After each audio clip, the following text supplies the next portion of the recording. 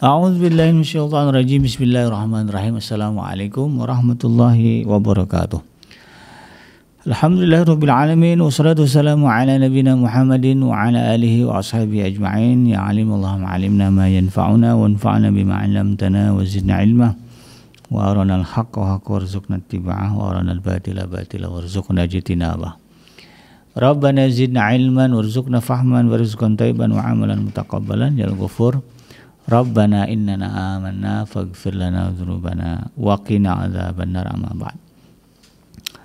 Alhamdulillah, segala puji dan syukur adalah milik Allah.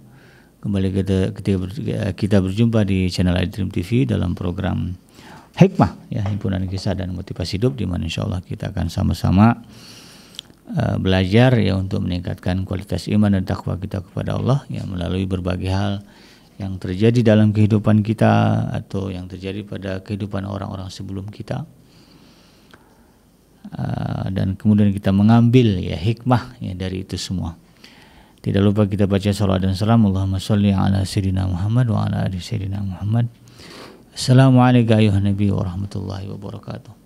Semoga Allah terima salawat dan salam yang kita baca dan dilimpah curahkan kepada para nabi, para rasul, wabil khusus ya Rasulullah Muhammad SAW. Dan semoga kita termasuk ke dalam kelompok orang yang akan berbahagia ketika berjumpa dengan Allah nanti di yaumul mahsyar, dijauhkan dari siksa api neraka, dimasukkan ke dalam jannah dan dipertemukan dengan Rasulullah Muhammad SAW. Insyaallah ya amin ya rabbal alamin. Sahabat hadirin yang dirahmati Allah dimanapun Anda berada, melanjutkan kajian kita di dalam program Hikmah kali ini masih membahas tentang ciri ya orang yang memiliki atau masih berada dalam level jahiliyah. Ini penting untuk kita ketahui karena ya posisi menentukan. Posisi menentukan prestasi ya. Kalau kata teman-teman saya zaman SMA, zaman kuliah dulu ya. Kalau posisinya bagus, ya prestasi juga insyaallah bagus. Ketika posisi kita berada di level ya, orang yang Allah sebut sebagai orang yang jahil, ya, orang-orang yang mempertahankan kejahiliahan, kebodohan dalam urusan agama gitu, maka tidak ada yang bisa diharapkan dari apa yang kita miliki ya. Kalau udah level posisi jiwa kita berada di dalam level kebodohan, kekayaannya tidak akan mendatangkan manfaat ya. Kecantikan, ketampanan, kepopuleran juga nggak akan mendatangkan manfaat untuk mendekatkan dirinya kepada Allah Subhanahu Wa Taala. Karena posisinya tadi posisi jiwanya berada di level atau tingkat orang-orang yang jahil. Ini kita hindari, kita minta kepada Allah jangan sampai terjadi. Untuk itu kemudian berbagai hal, sifat-sifat, ciri-ciri ya, yang mengindikasikan itu kita buang. Kita jauhkan sebagaimana ya, yang pernah Allah ceritakan ya, dalam sejarah ya sahabat iDream ya, Allah tuturkan bagaimana ada orang-orang yang Allah selamatkan, ada juga orang-orang yang Allah biarkan di dalam kesesatan dan pada akhirnya kemudian mereka diazab dan dibinasakan. Itu kan Allah ceritakan, Allah sebutkan. Nah ini kita pelajari, kita pahami.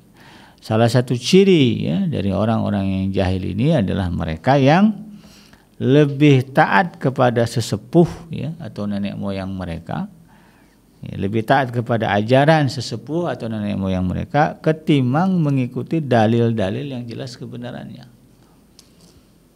Ya begitu. Ya.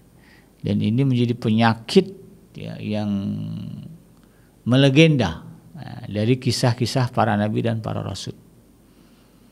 Gitu ya. Nah, jadi bahasa mudahnya ya salah satu ciri orang-orang yang jahil, orang-orang yang bodoh adalah fanatik kepada nasab, keturunan, nenek moyang. Nah, ini yang saya sebutkan di sini fanatik ya, bukan berarti bahwa ada kondisi di mana kita mengikuti apa yang diajarkan oleh orang-orang tua kita, keturunan kita ya. Garis keturunan kita itu kemudian dianggap salah semua, ya enggak ya. Bukan itu yang dimaksud, tetapi ada fenomena-fenomena ya, orang-orang yang kemudian mempertahankan ajaran nenek moyang yang jelas-jelas salah, bertentangan dengan dalil, bertentangan dengan Al-Quran, bertentangan dengan sunnah Rasulullah SAW, tapi ya diikuti, bahkan mengalahkan itu tadi, mengalahkan kebenaran Al-Quran, mengalahkan apa yang diajarkan Rasulullah SAW. Yang kayak gini-gini nih, ya, itu masuknya wilayah fanatik. Ya, fanatik. Ya, fanatik ini kan lebih banyak datang kalau kepada selain Allah dan Rasulnya gitu ya. Ini kan lebih banyak memudaratkan itu daripada kemudian mendatangkan masalah. Maka dari sini kemudian ya kalau kita lihat tadi ya sebagaimana ya Allah sebutkan di dalam Al-Quran, rata-rata itu yang menyebabkan orang kaum terdahulu ya, orang-orang sebelum kita terdahulu dari mulai katakanlah zaman Nabi Allah Nuh alaihissalam ya, sampai kemudian masuk ke zaman Nabi Ibrahim ya, Nabi Lut ya, siapa lagi ya, Nabi Musa ya, Nabi Yusuf, Nabi Musa terus ya, sampai kepada masa Rasulullah SAW. Rata-rata yang menjadi penghambat-penghalang ya ketaatan mereka ya, keislaman mereka itu ya, menjadi seorang muslim itu apa? Karena mereka berat atau fanatik terhadap nasab mereka, fanatik terhadap apa yang diajarkan oleh nenek moyang mereka. Ya. Kalau ajaran nenek moyang benar nggak ada masalah, dan karena itu ya Allah nggak akan menurunkan nabi gitu kan, karena kan ya nenek para nabi dan para rasul kan bagian dari nenek moyang juga kan begitu. Tapi ketika kemudian yang diajarkan oleh nenek moyang itu sudah menyimpang, maka di sinilah Allah kemudian mengutus nabi yang baru, rasul yang baru untuk meluruskan mereka bahwa apa yang diajarkan oleh nenek moyang mereka ya garis nasab mereka itu salah gitu kan. Yang benar itu yang begini. Nah, dan itu menjadi kendala terbesar ya bagi manusia ya dari zaman dulu ya, mungkin bahkan sampai zaman sekarang untuk kemudian move on ya, bergeser dari kejahilan kepada petunjuk Allah Subhanahu wa taala. Ya, dari kebodohan kepada ketakwaan ya. Dari maksiat kepada ketaatan kepada Allah, susahnya luar biasa. Susahnya luar biasa. Ya, sebagaimana yang misalnya ya disebutkan Allah Subhanahu wa taala dalam surah Al-Baqarah ayat yang ke-170 ya, surah yang kedua. Surah Al-Baqarah ayat 170 Allah katakan a'udzubillahi minasyaitonir rajim wa idza qila lahum ittabi'u ma anzalallahu qalu bal nattabi'u ma alfaina alaihi aba'ana. Ya. Apabila dikatakan kepada mereka ya, ittabi'u ma anzalallah, ya ikutilah apa yang Allah turunkan kepada kalian. Ya. Allah menurunkan wahyu, ya menurunkan kebenaran ya dari zaman ke zaman begitu kan. Yang terakhir adalah yang datang kepada Nabi Muhammad SAW itu Al-Quran. Ya, ikutilah itu gitu kan. Ya, ketika dikatakan kepada mereka yang benar itu Al-Quran ya gitu ya. Yang benar ini dalam Al-Quran begini ya, kata Rasulullah begini gitu kan. Qalu, mereka kemudian menjawab bal nattabi'u ma alfaina alaihi abana. Mereka kemudian menjawab tidak. Cepat banget enggaknya gitu ya. Tidak, bal nattabi'u ma alfaina alaihi abana. Kami tetap mengikuti kebiasaan yang kami dapati pada nenek moyang kami ya, kepada bapak-bapak kami dulu ya, kakek nenek kami dulu. Jadi itu yang mereka sebut ya, dulu begitu kan. Lalu apa kata Allah? Awalau kana aba'uhum la ya'qiluna syai'an wa la yahtadun. Apakah mereka akan tetap mengikuti juga apa yang diajarkan ya, apa yang dilakukan oleh nenek moyang mereka, walaupun mereka itu kata Allah tidak mengerti apapun dan tidak mendapatkan petunjuk. Masih mau diikutin tuh kan gitu. Ya, udah jelas apa yang diajarkan oleh nenek moyang mereka misalnya salah ya. Ya, salahnya tentu ya ukurannya syariat begitu ya. Ya udah jelas nih dalam syariat itu nggak benar. Ya. Tapi masih ditaatin juga, diikutin juga ya. Sampai kemudian Allah bertanya, awalau kana aba'uhum la ya'qiluna syai'an wa la yahtadun. Apakah mereka akan tetap mengikuti apa yang diajarkan oleh nenek moyang mereka? Padahal sejatinya mereka nggak tahu apa-apa dan nggak juga dapat petunjuk, begitu kan? Ya, buktinya ajarannya bertentangan dengan syariat. Kan? Jadi maunya Allah kalau bertentangan ajaran nenek moyang kita, ya apa yang diajarkan kebiasaan-kebiasaan yang diajarkan oleh nasab kita, gitu ya.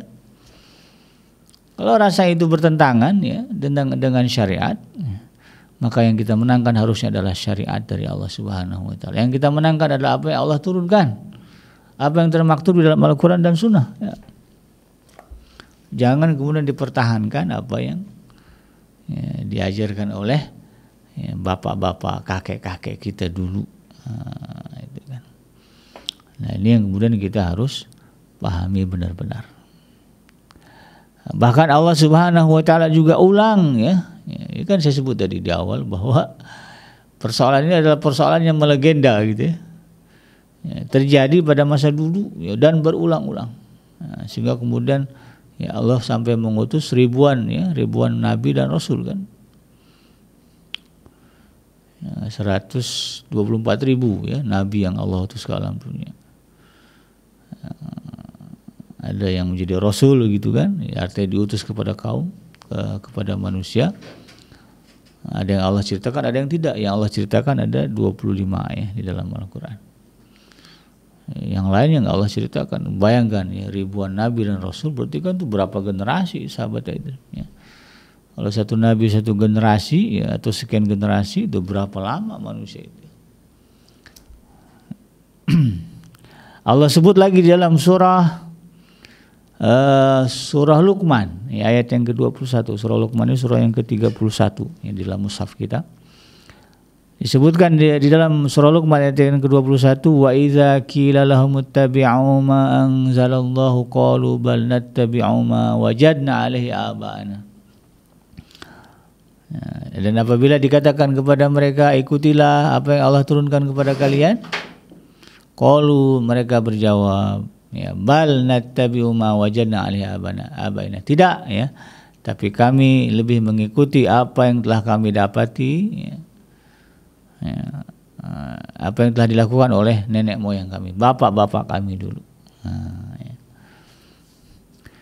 Ini lebih parah lagi gitu kan, nggak banyak tanya, pokoknya ya begitu adanya ya dikerjain gitu kan. Tidak ada sisi kritisnya. Nggak diselidiki ini kenapa begini, dalilnya apa ya. Kok rasa-rasanya ini agak beda nih ya dengan syariat ketetapan dari Allah ya, nggak begitu, dia nggak kritis gitu kan ya. Pokoknya ya diikutin aja, dikerjain aja, nggak usah banyak tanya gitu. Nah, ini nih yang jadi masalah itu kan. Jadi mati ya sifat kritisnya kalah dengan fanatismenya. Itu kan. Dan Allah katakan kepada mereka, awalau kana syaitanu yad'uhum ila adzabi sya'ir. Apakah kalian juga akan mengikuti apa yang kalian dapati dari bapak-bapak kalian, nenek moyang kalian, dari nasab kalian, walaupun ternyata ya, dengan itu kemudian ya, kalian mengikuti setan yang menyuruh kalian kepada azab yang menyala-nyala ya. Begitu. Jadi istilahnya gini, apa mau diikuti juga kalau ternyata ujung-ujungnya neraka begitu.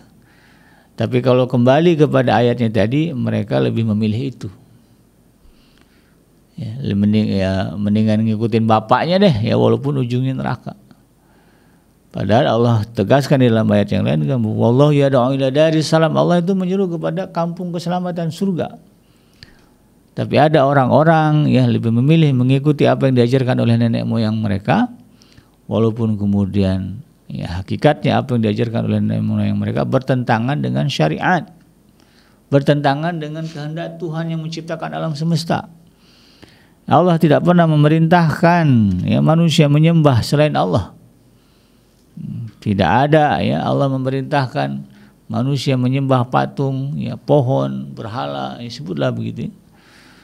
Ya, menyembah manusia begitu kan. Tidak ada itu. Tetapi kenyataannya di dalam kehidupan kita ada ya orang-orang yang karena mengikuti ajaran nenek moyang mereka, lalu kemudian mengadakan melanggengkan ya, penyembahan berhala, melanggengkan ritual-ritual kemaksiatan dan sebagainya.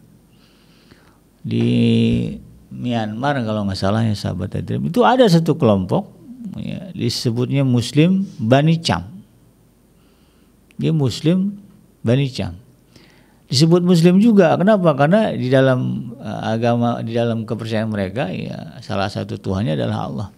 Tapi kemudian yang aneh itu tadi ya, bahwa kemudian syariat yang diajarkan oleh Bani Cham ini, ya Muslim Bani Cham ini banyak menyimpang ya, daripada Islam yang benar gitu kan. Sebagai contoh misalnya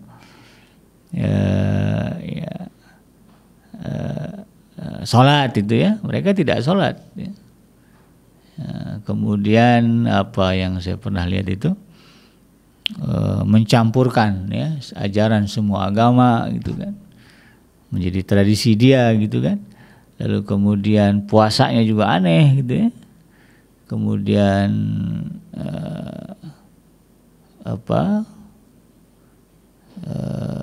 tidak ada sholat Jumat apa gimana saya lupa. Tapi yang jelas itu nyeleneh aja gitu kan. Dan ternyata itu dipertahankan oleh mereka dan masih banyak melekat di dalam komunitas mereka, karena memang itu ya mereka mendapati itu dari nenek moyang mereka. Turun temurunnya begitu ajarannya gitu ya. Dikasih tahu sama muslim-muslim yang benar gitu kan. Ini sholat Jumat itu wajib dilakukan oleh semua muslim laki-laki gitu kan.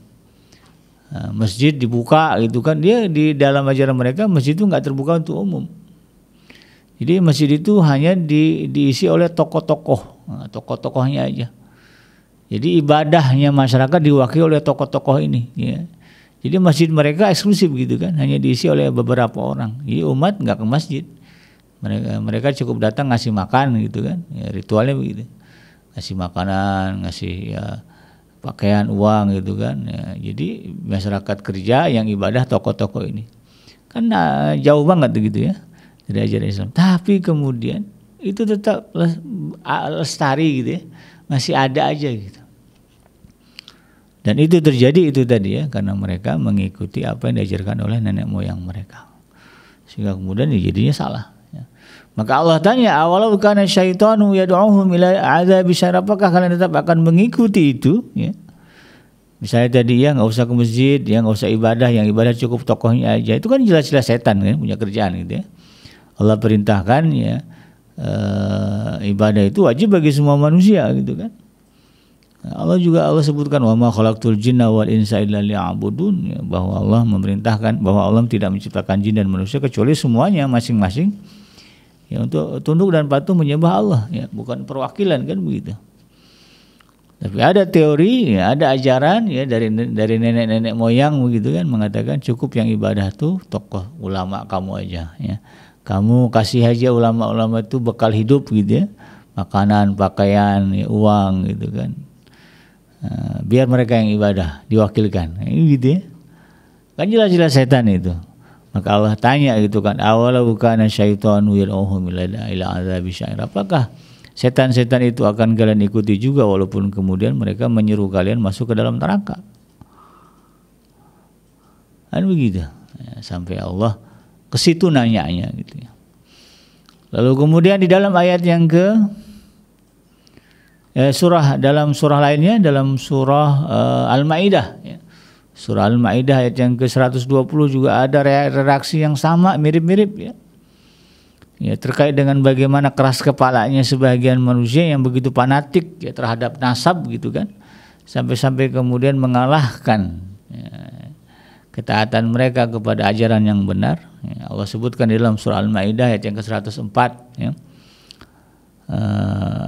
Wa idza qila lahum ta'alu ila ma anzalallahu wa ila rasul qalu hasbuna ma wajadna alaihi aba'ana awalau kana aba'uhum la ya'lamuna syai'an wa la yahtadun ya. Ya. Dan ingatlah ya, apabila dikatakan kepada mereka ya, ta'alau ila ma anzalallah ya, wa ila rasul ya. Ya, kemarilah gitu kan, datanglah ya, kepada apa yang Allah telah turunkan dan kepada apa yang telah diajarkan oleh Rasulullah, oleh para rasul. Qalu, mereka kemudian menjawab, hasbuna ma wajadna alaihi aba'ana, cukuplah bagi kami mengikuti apa yang kami dapati dalam urusan yang kamu seru itu ya. Cukup bagi kami apa yang diajarkan oleh bapak-bapak kami, nenek moyang kami. Kemudian Allah tanya mereka, awalau kana abahum la ya'lamuna syai'an wa la yahtadun, apakah kalian masih tetap akan ikut itu Walaupun faktanya ternyata ya bapak-bapak kalian, nasab kalian yang banggakan itu, nenek moyang kalian itu la ya'lamuna syai'an wa la yahtadun. Ya, tidak mengetahui sesuatu, tidak punya ilmu pengetahuan sedikit pun tentang urusan agama gitu kan. Dan mereka juga tidak mendapatkan petunjuk langsung dari Allah, ya bukan nabi, bukan rasul gitu kan. Enggak juga belajar tentang agama yang benar, mau diikutin juga kan gitu. Nah, jadi Allah tanya sampai seperti itu. Ya, dan lebih parahnya di sini dia ada kalimat hasbuna, cukuplah. Udah fanatik banget, udah nggak bisa bergeser. Kalau udah begitu tuh, asli ya, itulah sebodoh-bodohnya manusia, sejahil-jahilnya manusia ya. Ya, mereka mengatakan cukup, kita mah cukup, udah begini aja. Yang lain tuh salah. Nah, udah ada kalimat udah begitu tuh, yang lain salah, yang benar tuh kita nih, karena ini diajarin dari bapak saya dari kakek saya dari buyut saya, terus nyambunglah ke sana ceritanya gitu ya. Tentang amalan-amalan itu ya. Nah, ini yang jadi masalah ini. Jangan sampai terjadi ya di dalam kehidupan kita. Kalau terjadi ya, bertahan sampai kita mati, asli lah ya, kita itu disebut sebagai orang yang jahil di hadapan Allah Subhanahu wa taala. Gimana enggak jahil, gimana enggak bodoh? Udah jelas itu bertentangan dengan ajaran yang benar di Quran. Al-Quran kan, kalau muslim itu wajib mengakui Al-Quran itu kitab yang benar kan. Kalau ada orang Islam mengatakan Al-Quran ya, ada kesalahan, nah itu dianggap kafir. Dia tidak yakin bahwa Al-Quran itu 100% benar, nah imannya dipertanyakan. Nah, jadi kan namanya muslim kan wajib yakin gitu ya, yakin bahwa Al-Quran itu benar. Nah, kalau kemudian ada hal-hal, perkara-perkara, perbuatan-perbuatan yang dilakukan bertentangan dengan Al-Quran, ya kan? Kemudian masih dia pilih juga apa yang dilakukan itu ya, masih dipertahankan juga itu, nah ini jelas ini kebodohannya gitu kan. Ini benar, ini salah, tapi dia bertahan di dalam kesalahan. Nah, ini gimana nggak jahil namanya? Nah, gitu kan. Yang benar itu 1 tambah 1 2. Dia tetap bilang 1 tambah 1 itu 3. Udah ditunjukin teorinya, ini 1 botol tambah lagi 1 botol jadi berapa? 3. Udah masih begitu juga prinsipnya, ya itulah orang bodoh ya. Ya, kita kan kalau ketemu orang yang begitu tuh, ini kita ajarin, ini 1, jadi berapa? 3 juga kata dia. Coba hitung, 1, 2, jadi berapa? 3 juga kata dia. Itu asli bodoh gitu ya.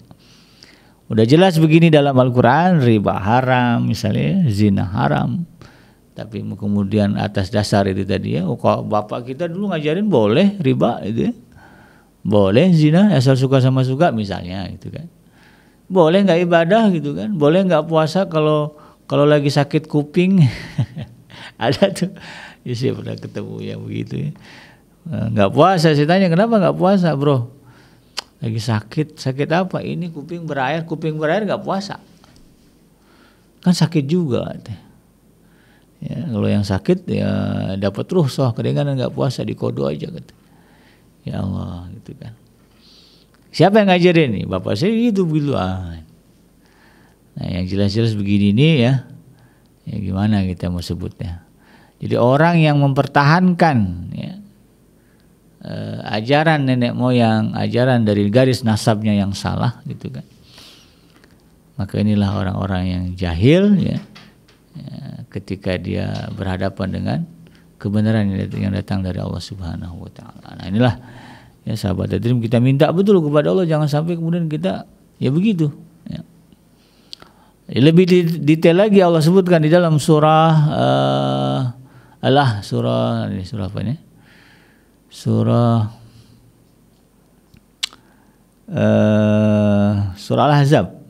Bukan maaf. Surah Saba ya. Surah yang ke-34, surah Saba ya. Ayat yang ke-43, surah yang ke-34 ayat yang ke-43. Allah Subhanahu wa taala berfirman, "Wa idza tutla 'alaihim ayatuna bayyinatin qalu ma hadza illa rajulun yuridu ay yasuddakum amma kana ya'budu abaukum. Wa qalu ma hadza illa ifkum muftara. Wa qala alladziina kafaru lil haqqi lamma ja'ahum in hadza illa syihrun mubin. Nah, ini ada kondisi yang lebih parah lagi, yang dalam sejarah beginilah kira-kira yang dihadapi oleh Nabi Muhammad SAW.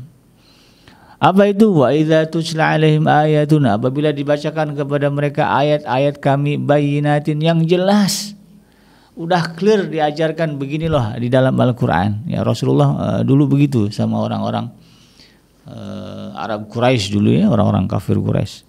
Begini Tuhan kamu ya, mengatakan ya bahwa Tuhan itu cuma satu, nggak boleh ada Tuhan-Tuhan selain yang satu ini gitu kan. Kalaupun ada, coba kalian pikir ya, bagaimana kalian kalau kemudian ada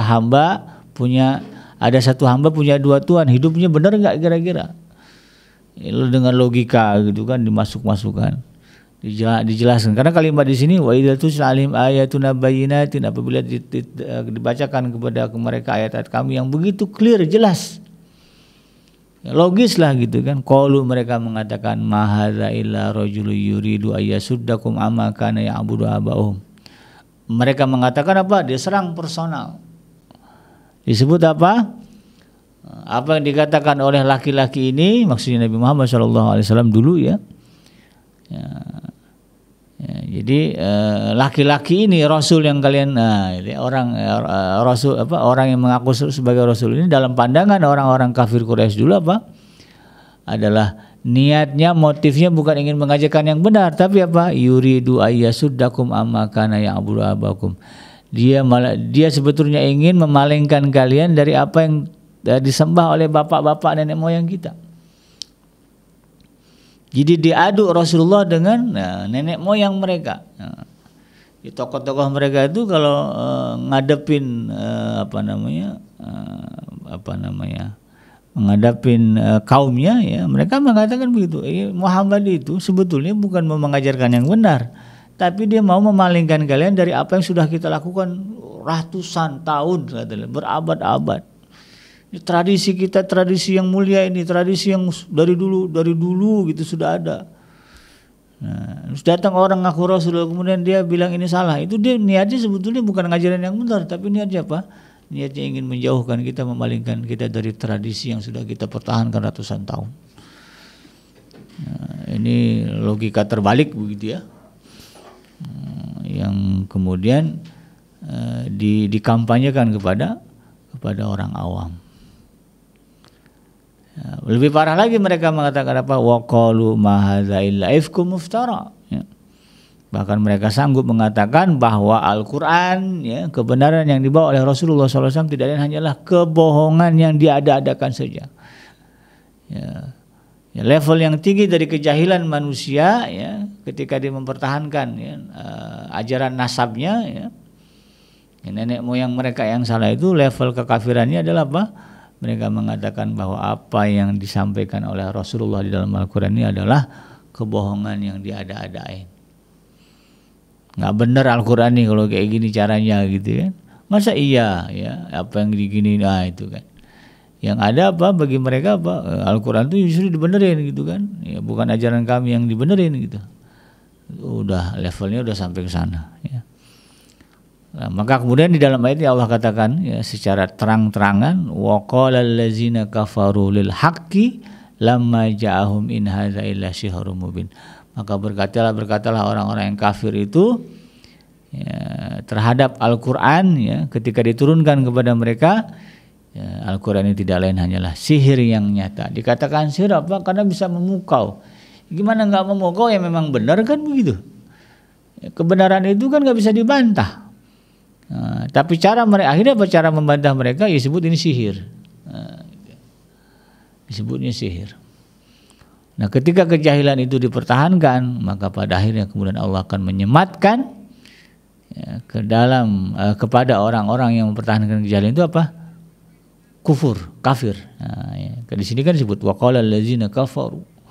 Maka berkatalah orang-orang yang kafir itu ya, ketika terhadap Al-Quran ketika diturunkan kepada mereka, ya, ini adalah sihir yang diada-ada, ini adalah sihir yang nyata gitu ya. Jadi ya, ini yang kemudian kita harus catat nih, bahwa kejahilan ya yang dipertahankan atau fanatisme terhadap nasab ya, yang bisa mengantarkan orang kepada kekafiran. Karena kalau orang udah fanatik gitu ya, dikasih yang benar dia pilih yang salah juga. Bapak kita ngajarin begini, kakeknya dulu ngajarin begini, buyutnya ngajarin begini. Nah, kenapa kemudian ada disalahin gitu kan? Nah, kalau udah begitu itu, ujung-ujungnya kemudian akan mengingkari kebenaran. Nauzubillah min dzalik. Semoga ya kita dijauhkan Allah Subhanahu wa taala dari sifat seperti ini. Ya, dari sifat fanatis, ya, fanatisme berlebihan kepada nasab kita, kepada nenek moyang kita, keturunan kita. Jadi kalau mau fanatiklah kepada Allah dan Rasulnya, ya, kepada apa yang Allah dan Rasulnya ajarkan, turunkan, bukan kepada selain itu. Ya, kepada selain itu ya kita taat boleh selagi mereka ya mengajarkan kepada ketaatan kita kepada Allah dan Rasulnya. Tapi kalau sudah menyimpang dari itu, ya, ada ajaran-ajaran yang ternyata justru ya bertentangan dengan apa yang diajarkan Allah dan Rasulnya, maka tidak ada lagi di situ ketaatan kita ya kepada mereka. Walaupun itu adalah bapak kita, kakek kita, buyut kita, nyambunglah sana kemari gitu kan. Walaupun ketemunya ujungnya Nabi Muhammad, tapi kalau di ujung di sini nih, ya misalnya Nabi Muhammad punya cucu, lalu kemudian sampai di sini diselewengkan ajaran yang benar, kita wajib menolak. Walaupun dia ngaku nih, saya keturunan Nabi nih, tolak.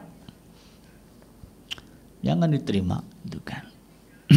Kalau udah jelas-jelas itu ya melanggar apa yang disebutkan di dalam Al-Quran, melanggar apa yang diajarkan oleh Rasulullah SAW sebagaimana digambarkan di dalam sunnah. Apalagi kemudian kalau berani-beraninya dibikin hadis palsu gitu ya Allah.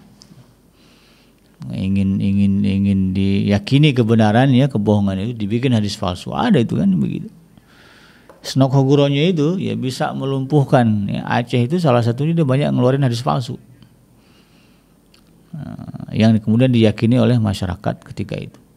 Sehingga kemudian persatuan masyarakat di sana bisa lemah, maka Belanda kemudian bisa menguasai wilayah Aceh. Nah ini bahayanya ya, fanatisme berlebihan terhadap kakek moyang keturunan. Ya.